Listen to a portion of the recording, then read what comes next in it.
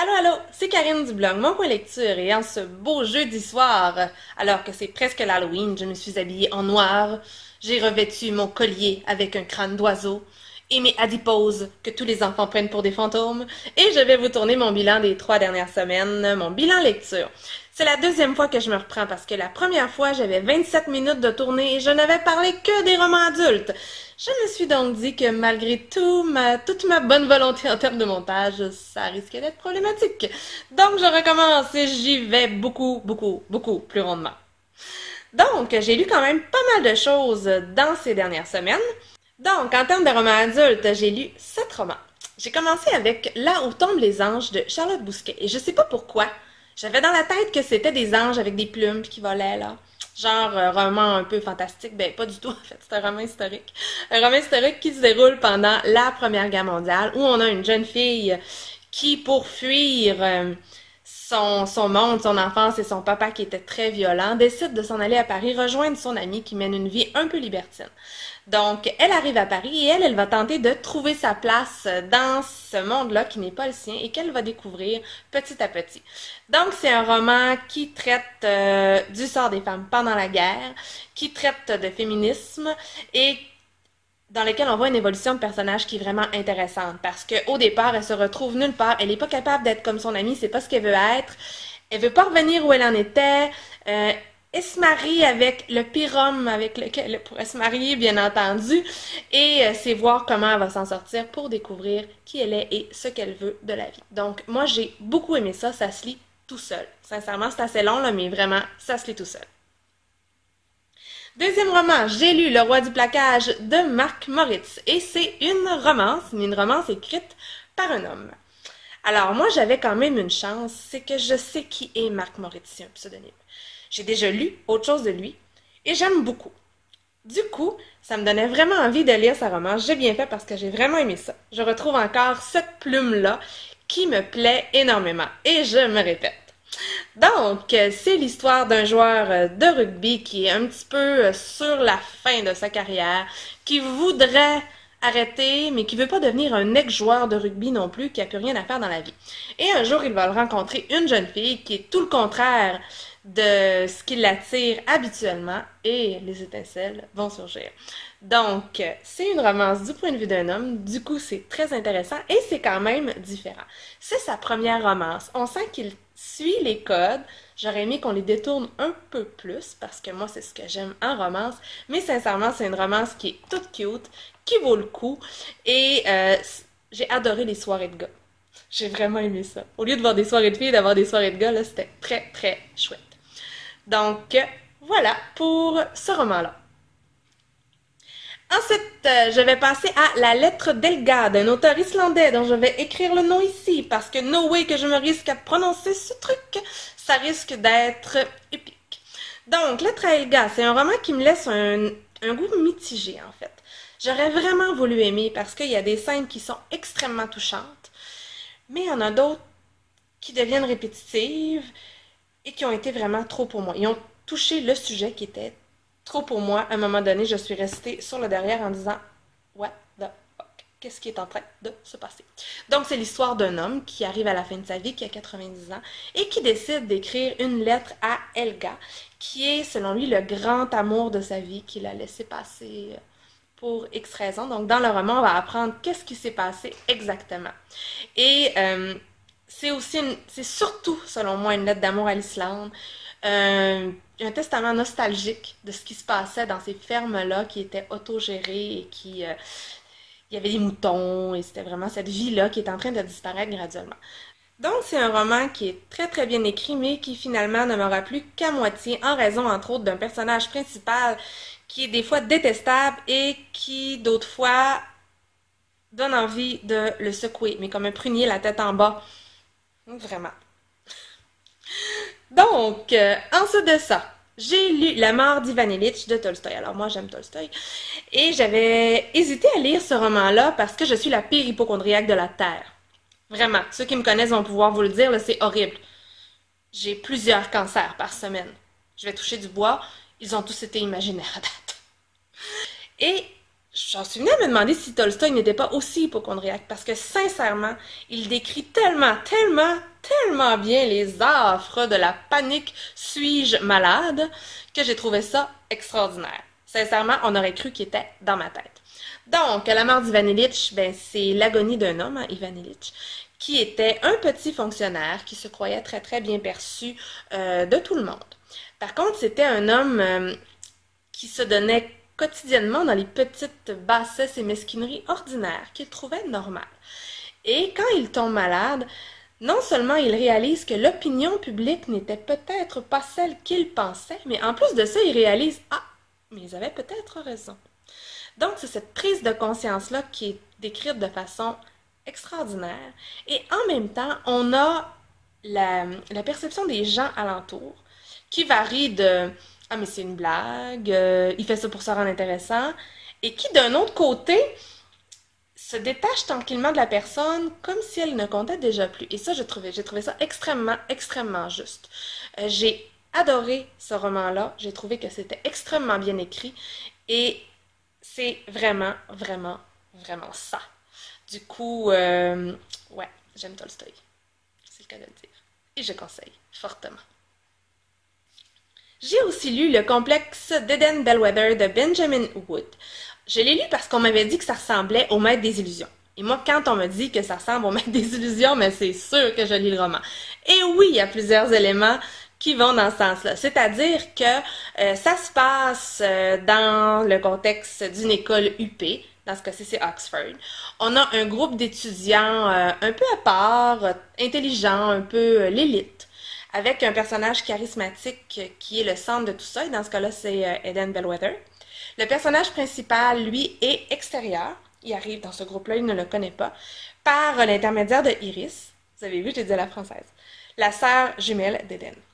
Donc, le personnage d'Eden qui fascine et qui est très mystérieux, on se rend compte tout de suite qu'il est très particulier. On se questionne sur sa santé mentale très rapidement dans le roman. Il y a des côtés narcissiques, il est persuadé qu'il peut guérir par la musique et il va se livrer à toutes sortes d'expériences. On a également le personnage du mentor. C'est un peu différent, mais il y a quand même un mentor plus âgé dans tout ça aussi. Il y a une maison à l'extérieur de la ville où les jeunes se retrouvent. Il y a plein de points communs avec le Maître des illusions. J'ai beaucoup aimé ça. Moins que le Maître des illusions. Hein, puis moi, je vais vous dire pourquoi, là. C'est parce que je suis une grande nostalgique dans l'âme et j'aime les atmosphères de petites bulles merveilleuses et nostalgiques qui font partie du passé. Dans ce roman-là, j'ai moins eu la petite bulle. Elle était moins grosse. Fait que j'ai été moins bouleversée quand la petite bulle a éclaté. Mais j'ai quand même beaucoup aimé et je conseille à tous ceux qui aiment les romans qui se passent à l'école, les campus novels. Donc, voilà. Le prochain roman dont je vais vous parler, c'est mon premier Marguerite Duras. J'aurais beaucoup aimé. Mais je me suis ennuyée. Mais ennuyée, vous pouvez même pas vous l'imaginer. Je l'ai écouté, ce roman-là. Peut-être que c'est pour ça, parce que c'est un roman qui a beaucoup de dialogue, et des fois le dialogue en livre audio, ça passe quand même plus ou moins bien. Donc j'ai écouté Moderato Cantabile, qui est l'histoire d'une jeune femme qui amène une fois par semaine son garçon chez son professeur de piano, et un jour, pendant cette leçon-là, elle entend un coup de feu dans le café d'à côté, et pendant une semaine, elle n'aura de cesse que de retourner toujours à ce café-là pour savoir qu'est-ce qui s'est passé. Alors, presque tout le roman, à l'exception de 2 ou 3 scènes, et c'est les scènes que j'ai le plus aimées, ces 2 ou 3-là, se passe dans le café, et c'est des conversations entre cette dame-là et un autre personnage qui s'appelait Chauvin, qui ne sait pas plus ce qui s'est passé, mais qui vont essayer de recréer, de donner un sens à cet événement-là. Le tout rythmé par des coupes de vin. Voilà, j'ai trouvé ça redondant, répétitif et un peu vide, un peu creux, un peu ennuyant. Je sais, c'est mal de dire ça de Duras, mais sincèrement, ça n'a pas fonctionné avec moi. Je vais quand même lire L'Amant, hein, parce que, selon ma petite maman d'amour, il paraît que je risque d'aimer plus celui-là. Et l'écriture a quelque chose pour me plaire, parce qu'il y a une scène, entre autres, dans le roman, une scène de banquet mondain, où elle est un peu saoule et elle essaie de donner le chant sans trop essayer, qui est vraiment très bien. Et alors, quand j'ai lu cette scène-là, j'ai dit, ah, je pense que je pourrais aimer l'auteur, en fait. Mais le reste du roman, j'ai trouvé ça terriblement plate. Désolée. En ce dernier roman que je viens juste de terminer, celui-là, je l'ai avec moi. C'est donc Voyage au bout de la nuit de Céline. C'est un roman que j'avais depuis longtemps dans ma pile, mais je repoussais toujours le moment de le lire parce que le personnage de Céline me déplaît, limite souverainement. Puis j'ai vu la vidéo de Hajar qui parlait de ce roman-là. J'ai dit, tiens, je vais le sortir de la pile, voir qu'est-ce que je vais en penser. Puis au pire, je vais avoir quelqu'un avec qui en parler. Moi, j'ai lu cette version-là, qui est une version que j'ai prise à la bibliothèque. C'est une version qui est illustrée par Tardy. Et le mix des deux, vraiment, ça le fait. Sincèrement, je vais vous montrer quelques images. On a tout le roman intégral avec des images. Vous voyez, il y a des fois des doubles pages comme ça. Et je trouve que le style de Tardy va vraiment bien avec le texte de Céline. Ça, vraiment, vraiment, là, ça fit. Ça a été long, hein, ça m'a pris presque 2 semaines à lire ce roman-là, mais en fait, la raison est super simple. C'est que, des fois, il faut des pauses pour respirer. Ce roman a l'art de nous faire voir toute la noirceur de l'âme humaine et de l'humanité qu'on ne voudrait pas voir, parce que ça fait trop mal. On sent une terrible désillusion par rapport à l'homme dans ce roman-là. Et le pire, c'est que souvent, dans les choses qu'il dit, il a un peu raison. La deuxième raison pourquoi ça a été long, c'est que normalement, je lis dans mon bain, et amener ça dans mon bain, c'était fait. J'avais 2 tendinites de poignet, ça prenait 2 jours. J'ai beaucoup aimé ça. C'est un roman pour lequel il faut être préparé, je pense, il faut savoir à quoi s'attendre. Ça raconte l'histoire d'un homme qui s'appelle Bardamu, Ferdinand Bardamu, et qui va croiser toute sa vie durant un autre personnage qui s'appelle Robinson.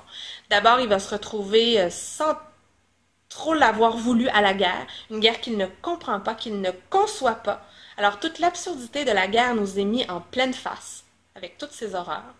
Et ensuite, on va nous transférer dans l'Afrique coloniale, pour nous amener ensuite en Amérique dans les usines de Ford, où les gens sont confondus avec des machines. Et on va revenir dans la banlieue parisienne, où il est médecin et où il côtoie la misère humaine.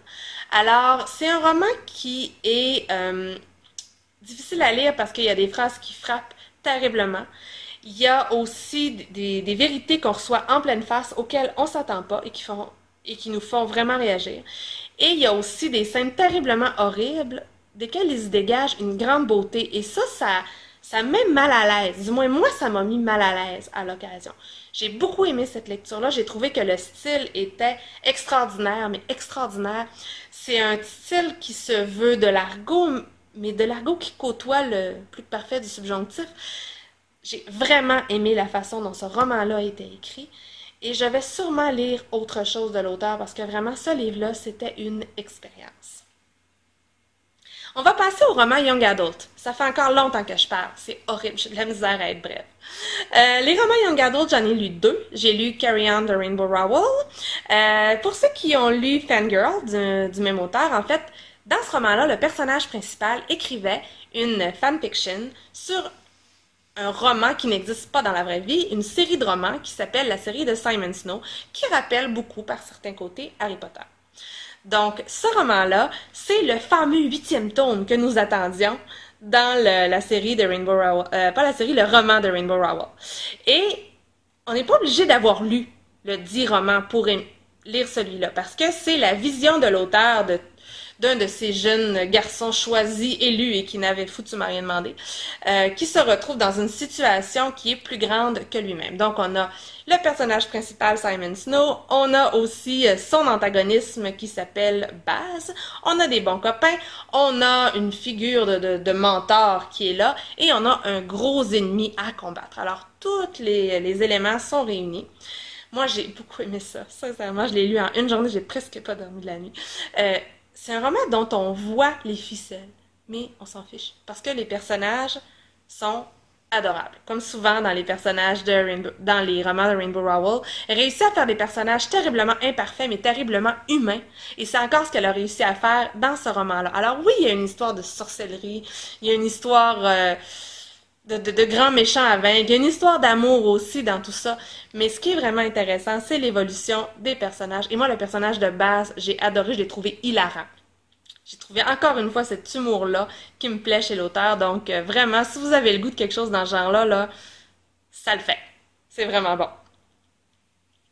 Ensuite, j'ai lu Life Unaware de Cole Gibson, qui a été traduit en français, je sais plus chez qui, mais qui s'appelle Blacklisté. Et ça, c'est suite à la recommandation de Jess Livradit.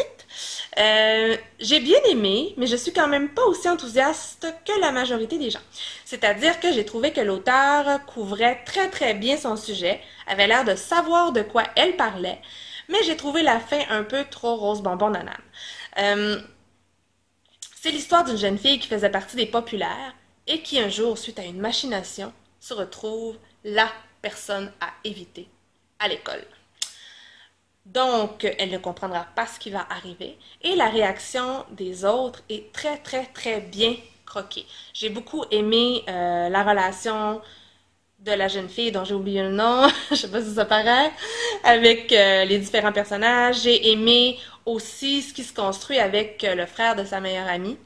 Et donc voilà, comme je vous dis, je pense que le message aurait été plus fort si la solution n'avait pas été si parfaite. Mais ça, c'est moi. J'ai lu ailleurs que ça avait énormément plu à la plupart des gens. Allons-y maintenant pour les bandes dessinées, j'en ai deux. J'ai lu Habibi de Craig Thompson.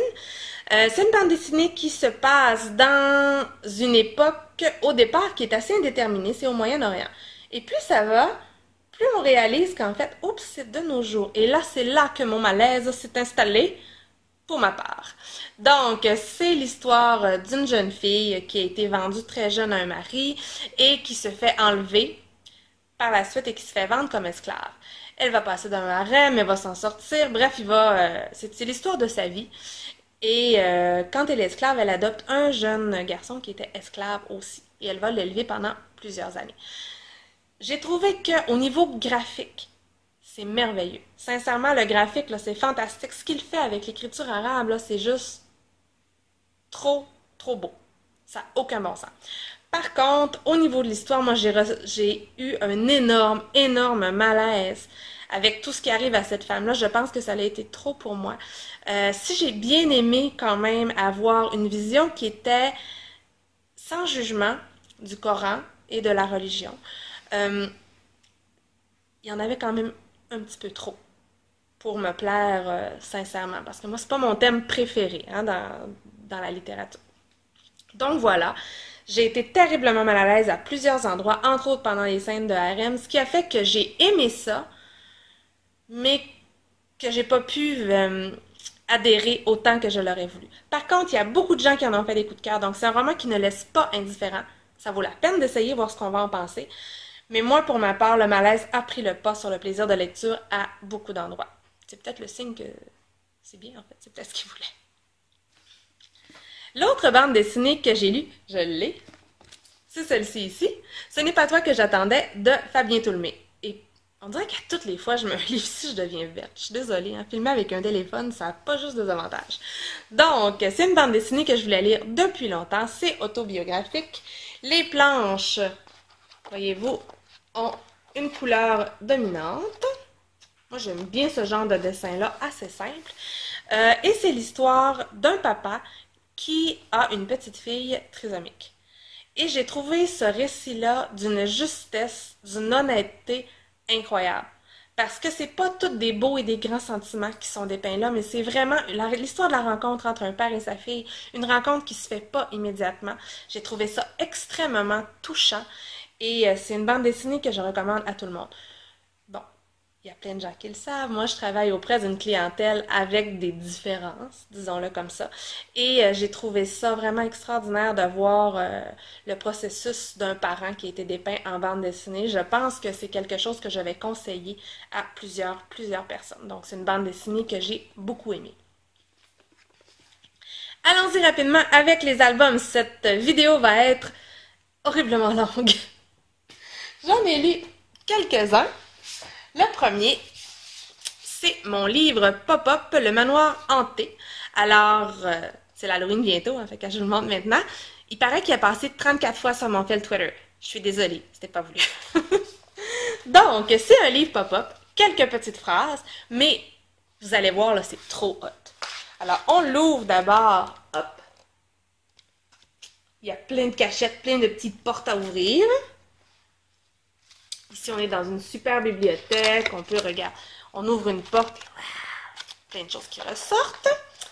Et si je regarde l'image finale, hop, c'est juste trop beau. Il y a vraiment plein de choses à regarder avec les enfants là-dedans. Il y a un cimetière, on peut vraiment regarder, travailler les notions spatiales, leur vocabulaire, comme il y a plein de fantômes, plein de vampires, plein de sorcières, mais ça devient répétitif, puis ça permet de l'ancrer, et c'est surtout magnifique. Il faut faire attention, par contre, c'est un peu fragile. Disons que je ne le prête que sous haute surveillance. Vous comprendrez pourquoi. Prochain album, La princesse et le poney, qui est publié chez Scholastic. C'est un petit album tout mignon. Ça se passe dans un univers viking et c'est une petite princesse qui voudrait aussi, elle, être forte et être une guerrière. Elle demande donc un cheval et elle reçoit ce petit poney qui a quand même un petit défaut, c'est qu'il lâche tout le temps les pets. Donc elle est très déçue, mais elle va quand même se présenter au concours de gros guerriers méchants, mais tout le monde va le trouver très mignon, son petit poney. Et là, les choses vont changer, même si au départ, dans ce monde de gros durs, elle voulait être une grosse dure aussi. Excusez, qu'est-ce que je viens de dire? Ok, je vais passer à d'autres choses. Mais c'est cute, c'est vraiment très cute. J'arrête de rire. Je vais maintenant vous parler d'un autre album scolastique qui est Max et Sam Creuse, qui est illustré par Jon Klassen. Je n'aime pas tout ce qu'il fait. Celui-là, cet album-là, j'étais pas certaine du tout au départ. Alors, c'est deux jeunes garçons qui décident de creuser jusqu'à ce qu'ils trouvent quelque chose d'extraordinaire, mais ils abandonnent toujours 2 petites secondes avant. Donc, le diamant, ils l'attrapent jamais. J'étais pas certaine, je trouvais ça un petit peu ennuyant, jusqu'à ce que j'arrive à la dernière page et que je me dise, mais on est où? Et à partir de ça, j'ai adoré. Donc, je vous laisse voir par vous-même. Un autre album encore chez Scholastic, c'est Mon voisin Oscar, et ça a été écrit par Bonnie Farmer et illustré par Marie Lafrance. Donc, c'est un album qui se déroule à Montréal, et c'est ce que j'ai aimé dans l'album, reconnaître le quartier, et ça raconte l'enfance de Oscar Peterson, qui est un pianiste jazz. J'ai bien aimé, j'ai trouvé ça intéressant, mais j'ai trouvé ça un peu anecdotique, en fait, un peu convenu. Donc, c'est pas mal du tout, je suis pas super fan des illustrations non plus. C'est pas mon préféré des albums scolastiques, mais quand même, si ça vous intéresse de connaître la vie de cet homme-là, ben voilà. Ça va donc être tout pour cette vidéo-là. Certains diront, enfin. Je vous laisse donc, et mes prochains bilans seront québécois, vu qu'à partir de maintenant, je ne lis que des livres québécois ou qui se passent au Québec, parce que ce sera Québec en novembre pour la 4e année. Si vous avez envie de participer, ben vous êtes les bienvenus. Il suffit de lire un livre québécois ou un livre qui se passe au Québec, en parler soit sur une chaîne, sur un blog, sur Facebook, peu importe, et m'en avertir. Ça va me faire plaisir d'inscrire votre participation. Donc à la prochaine! Bye!